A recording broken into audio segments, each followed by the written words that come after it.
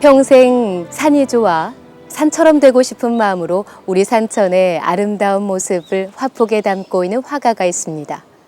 그가 그리는 풍경에는 누구나 마음속에 담고 있는 고향에 대한 따뜻함과 정겨움을 느낄 수가 있는데요. 언제나 변함없이 그 자리를 지키는 산처럼 그림에 대한 열정과 신념으로 산수화에 몰두해오고 있는 송관엽 화백을 만나봅니다.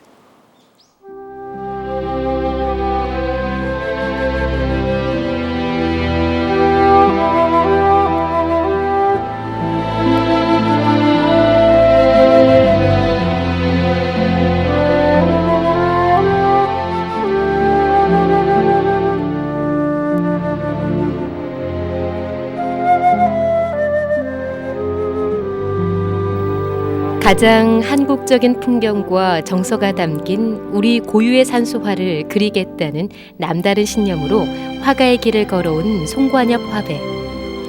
고집스러운 화가의 신념은 30년 인생을 오직 산을 바라보고 그리게 했는데요.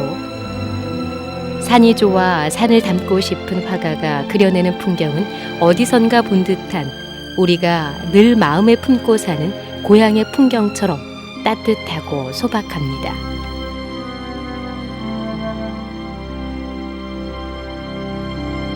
그림 공부를 하기 전에 산을 좋아해서 또 산을 많이 다녔었고, 그 산수화를 공부하다가 대학을 졸업한 이후에 비구상 쪽이 상당히 강세를 보이면서 많은 사람들이, 서울을 중심으로 해서 많은 사람들이 한국화 비구상 쪽을 추구해 나가기 시작했습니다. 근데 그때 여러 가지로 생각해 보니까 오늘만 그림 그리고 마는 게 아니고 20년, 30년, 40년 계속 그림을 그려야 할 것 같더라고요. 그래서 이렇게 다 변해가는데 나는 변하지 않고 내가 산을 추구하고 한국의 전통을 다시 만들 수 있다면 하는 생각으로, 결과적으로는 산이 좋아서 산을 그리기 시작했고 지금도 그리고 있습니다.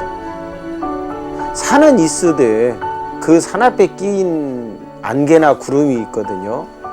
그랬을 때 그 안개나 구름을 그리면서 뒷산의 모습을 그 구름 뒤에다 그려야 된다는 거, 틀림없이 구름 안개 뒤에는 뒷산이 있지요.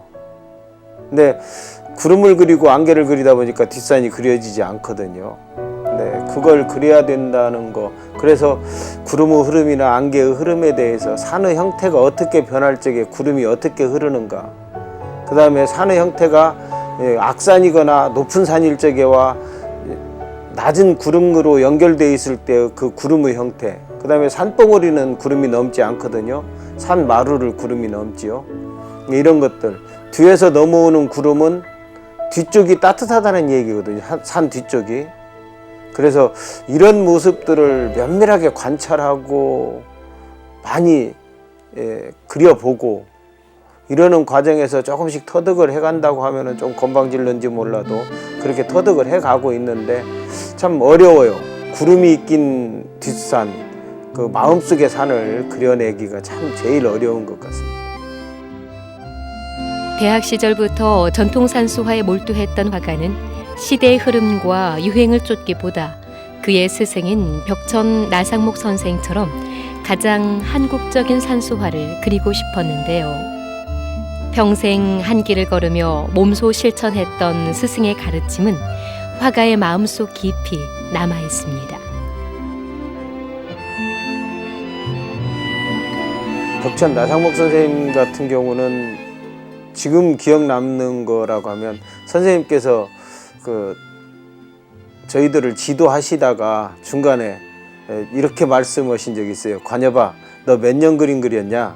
그러면 이제 3년 됐습니다. 뭐 이런 대학 때니까 뭐 5년 됐습니까? 이렇게 대답을 합니다. 그러면은 야, 나는 지금 30년이다. 그때 말씀이십니다. 근데 그때 이 양반이 그림을 잘 그리신다고 자랑하시는 건가, 오래 그렸다고 하는 건가 그랬는데, 지금 30년이 넘고 보니까 그때 그분이 하신 말씀이 그렇게 30년, 40년 계속 꾸준하게 그림을 그리지 않으면 좋은 그림을 그릴 수 없다라고 말씀하신 것 같아요. 그래서 열심히 해라, 이런 격려를 그런 식으로 하신 것 같아요. 그래서 지금도 가끔 그림 그리다 그 생각을 합니다. 30년, 나는 40년, 50년 해야지. 더 열심히 해야지. 이런 생각을 합니다. 가장 힘든 질문인데요. 그냥 그린 산수화인데요. 아주 단적으로 그냥 그린 거예요. 그냥 내가. 근데 그래요. 준법도 없어요. 지금 제가 그리는 것은 계자원이라는 중국의 화론집 그 책을 보면 뭐 부벽준이니 피마준이니 유엽준이니 뭐니 해서 쭉 준법들이 있고, 옛날 그 우리 선배님들은 그 준법을 공부하고 그 준법에 의해서 그림을 그렸고, 그 다음에 한국화는 선으로 그림을 그려야 된다라는 이런 선어 개념이 있었어요. 근데 제 그림은 선도 많이 파괴됐고, 그 다음에 준법도 많이 파괴됐고, 있는 현상을 아름답게 표현하려고 하는 그 의지 하나로 그림을 그리다 보니까 그런 게 되는데, 그래도 지금 근경 부분이나 이렇게 바위를 처리한다거나 나무를 처리한다거나 할 적에 옛날 어른들한테 배웠던, 선생님들한테 배웠던 그런 준법들이 아직도 있죠. 그러나 그게 필요하니까 쓰는 거고, 필요하지 않은 곳에 구태여 준법을 쓰려고 하지 않습니다. 그래서 조금 뭉개진 듯 하지만 맺히고, 맺힌 듯 하지만 뭉개지고, 그러면서 포근한 산을 그리려고 그렇게 합니다. 화가의 지난 시간을 돌아보면 그저 묵묵히 붓을 들고 그림을 그려온 것이 전부입니다. 자신의 그림에 대한 평가가 엄격한 그는 원하는 그림이 완성될 때까지 쉽게 작품을 내놓지 않기로 유명한데요. 화가의 올곧은 성품은 12년 만에 세 번째 개인전을 열게 했습니다.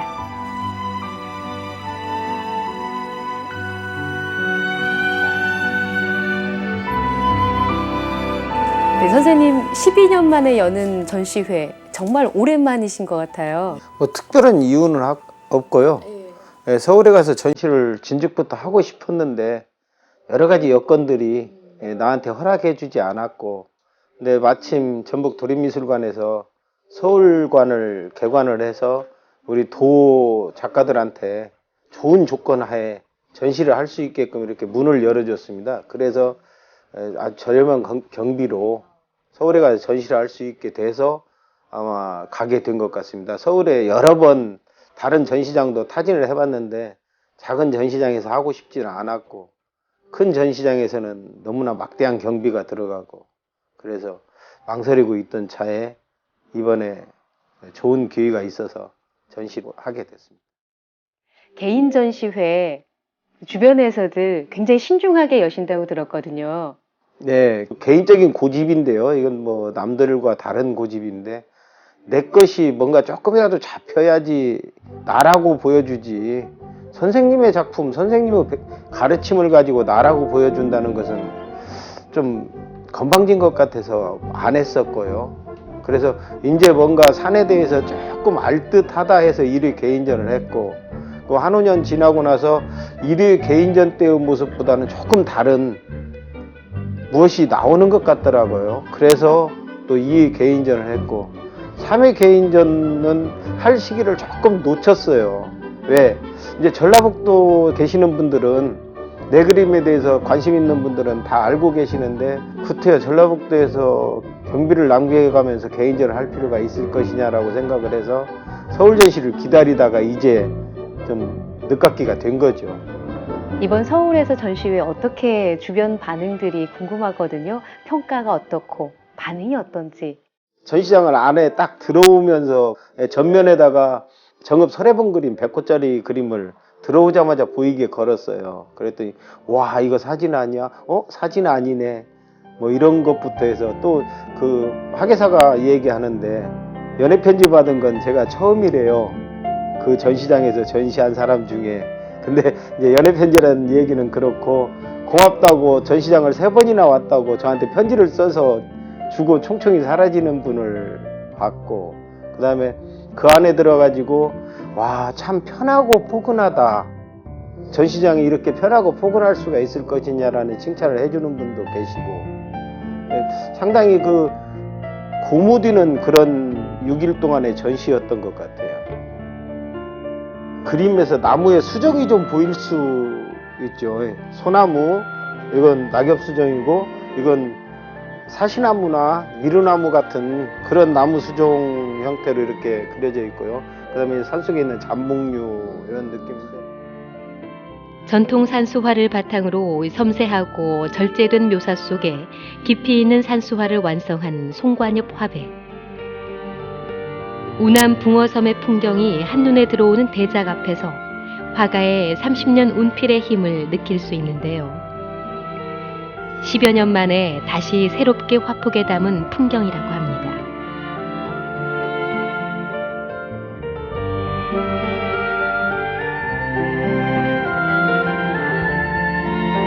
선생님, 99년에 우남 붕어섬을 그리시고 다시 이런 대작을 그리신 특별한 이유라도 있는지 궁금하거든요. 스케치를 많이 다녀봐도요, 전라북도 전주 근교에 이 정도 풍경처럼 온화한 데가 그렇게 많지는 않아요. 그리고 이 작품이 10m짜리를 제가 제작을 했었어요, 첫 작품으로.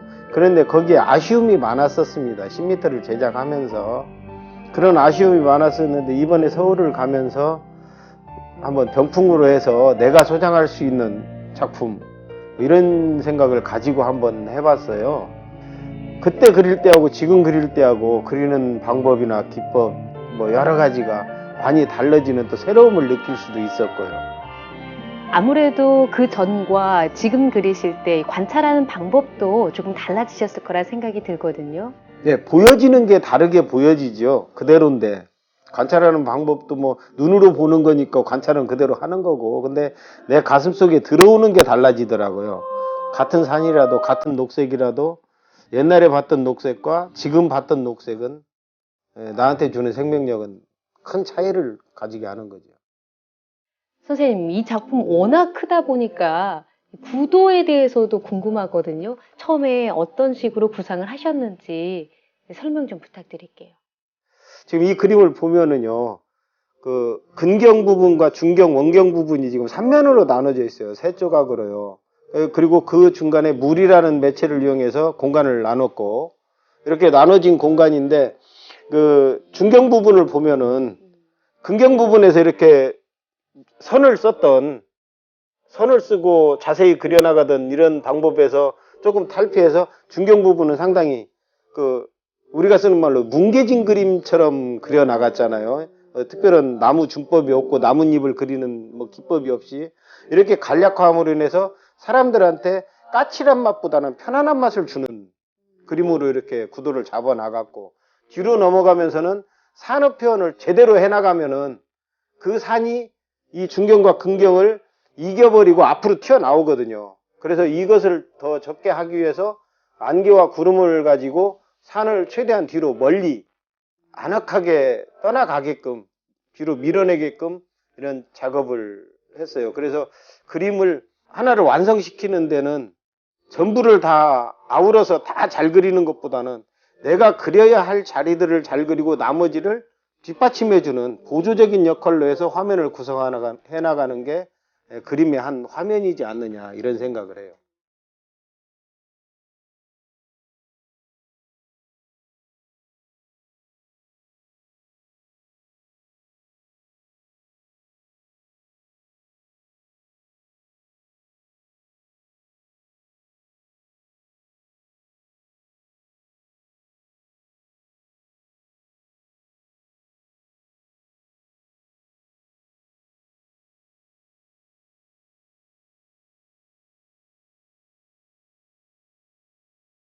직접 눈으로 보고 마음으로 느낀 풍경을 화폭에 담아온 송관엽 화백.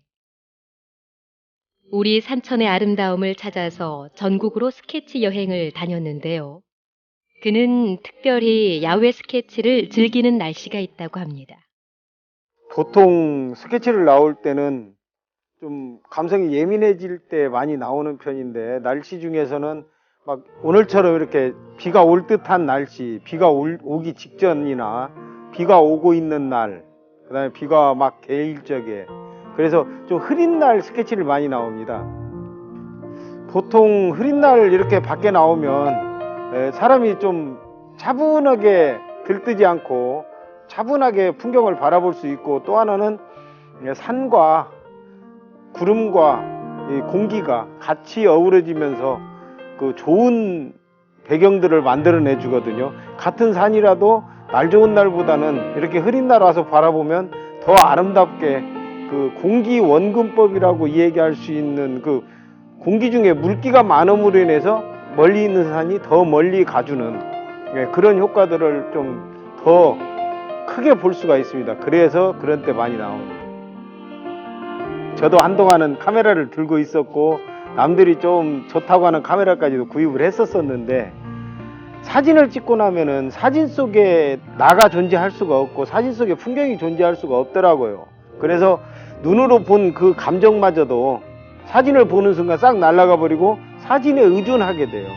근데 눈으로 본 감정은 사진 속의 감정하고는 너무 달라서, 그래서 어느 날인가부터 사진을 안 찍고 차라리 스케치할 도구가 없으면 눈으로만 보고 돌아오는, 그게 더 살아있는 좋은 그림을 그릴 수 있는 계기가 되는 것 같아요. 눈에 보이는 풍경보다 자연의 깊고 심오한 세계를 화폭에 담고자 노력해온 송관엽 화백. 그의 그림에는 항상 운치 있게 구름이 등장하는데요. 화가가 그리는 구름에는 어떤 의미가 담겨 있을까요? 구름은 화면을 나눠주는 데 필요한 역할을 해줍니다. 그리고 또 하나는 미지라는 거, 신비라는 것을 또 보여줄 수가 있고, 그리고 이 자연에서 산과 구름이 같이 어우러지는 풍경들은 누구나 다 그 풍경을 예쁘다라고 감탄을 할 겁니다. 여행을 가건 일 때문에 장거리 출장을 가건 간에 지나가면서 야 예쁘다라고 했던 풍경들을 내가 다시 그려줌으로 인해서 그 사람들의 그런 감성을 또 이렇게 돌출시켜낼 수 있는, 불러낼 수 있는 계기가 되지 않을까 생각이 돼요. 한마디로 말하면 번짐을 적절하게 활용한다고 봐야죠. 이 다른 화구하고 달리 화선지라는 재료가 가지는 특성이 있습니다. 그 특성은 번진다는 거거든요. 그리고 스민다는 거고 먹을 안아준다는 거예요. 근데 먹을 안아주는 정도, 그 스미고 번지는 정도를 많은 경험을 통해서 어느 먹색을 가지고 어느 정도로 번져졌을 때 어느 효과가 나온다는 것을 가진 그런 거지, 한 뭐 기법이라기보다는 경험에 의한 그 우연을 필연으로 만들어내는 뭐 그런 것이 아닌가 싶어요.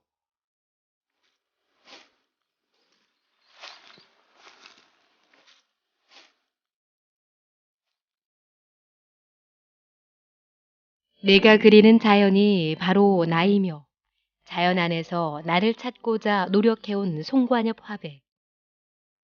대자연의 위대함 속에서 겸허한 마음을 터득하고 화가의 정신과 철학이 담긴 그림을 완성해 간다는 것은 어려운 길이었습니다.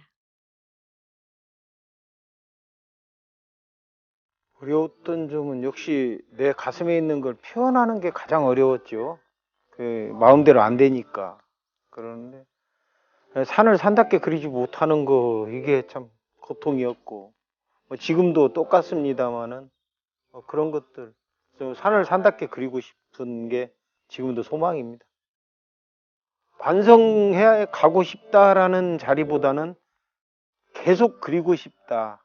그리고 어떻게 완성이 돼 가더라도 나는 계속 그릴 것이다죠. 내가 어떻게 완성하고 싶다라고 이미 생각했으면 그건 완성됐겠죠. 근데 어떻게 완성할지도 모르고 있고, 어떻게 완성해야 되는지도 모르고 있고, 그러기에 더 산을 그리고 싶은 것이고, 뭐 이게 구상이 됐건 비구상이 됐건 어떤 표현이 되더라도 그 표현을 나는 하고 싶은 거지, 생각나는 표현을 하고 싶은 거지, 어떻게 그려야겠다, 산을 뾰족하게 그려야겠다, 이건 아니지 않습니까? 그래서 그런 생각입니다. 그려가는 대로 그려가고 싶은 거죠, 평생을.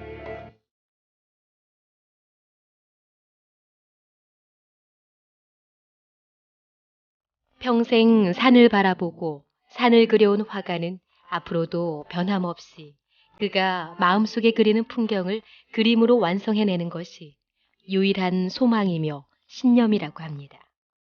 이번 개인전 서문에 그렇게 썼어요. 제 나름대로 그 초대의 글에, 산이고 싶은 사람이기에 산을 그리고 싶다. 내가 산이고 싶은데 산이 될 수 없기에 산을 그리고 싶다 그랬거든요. 그러듯이 모르겠어요. 남자가 뭔가 하나를 시작을 해서 그 끝을 본다는 거, 평생 그 일을 하다가 죽을 수 있다는 것도 그 이상의 행복은 없으리라고 생각하고 있고, 뭐 주변에 그걸 위해서 좀 불편하고 힘든 분들이 좀 계시겠지요. 나를 위해서. 그러나 그분들한테 감사히 생각하면서 내 길을 계속 가고 싶고 계속 갈 것입니다.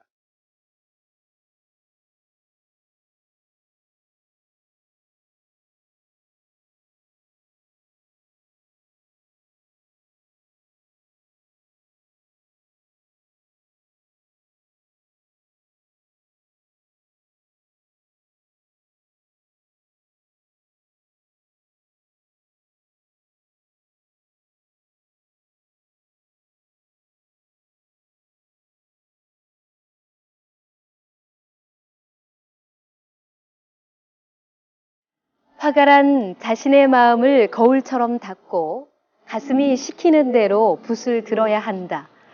평생 고집스럽게 그리고 묵묵히 그림을 그려온 송관엽 화백의 신념인데요. 화가가 마음속에 품고 그려온 아름다운 자연의 모습이 사람들의 마음을 위로하는 풍경이 되길 기대해 보겠습니다.